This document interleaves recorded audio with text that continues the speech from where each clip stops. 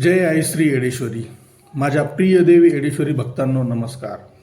आज मी आपल्याशी काही शब्द मनापासून बोलण्यासाठी आलो आहे. आपला हा ग्रुप केवळ फेसबुकवरचा एक मंच नाही, तर आई एडेश्वरीच्या चरणांशी जोडलेलं श्रद्धेचं आणि भक्तीचं पवित्र स्थान आहे. इथे येताना प्रत्येक भक्त आपल्या मनात आस्था, विश्वास आणि समाधान घेऊन येतो. म्हणूनच सर्व भक्तांना नम्र विनंती आहे की या ग्रुपमध्ये पोस्ट करताना आईच्या पवित्रतेचा मान राखावा. फक्त देवी एडेश्वरीच्या संबंधित किंवा भक्तिपूर्ण, सकारात्मक आणि प्रेरणादायी पोस्ट शेअर कराव्यात. कोणतीही चुकीची माहिती, वादग्रस्त मजकूर, राजकीय विषय किंवा आईच्या भक्तीला धक्का देणाऱ्या पोस्ट टाळाव्यात, हीच हात जोडून प्रार्थना आहे. हे नियम ग्रुपची भक्तिमय शुद्धता टिकवण्यासाठी आहेत.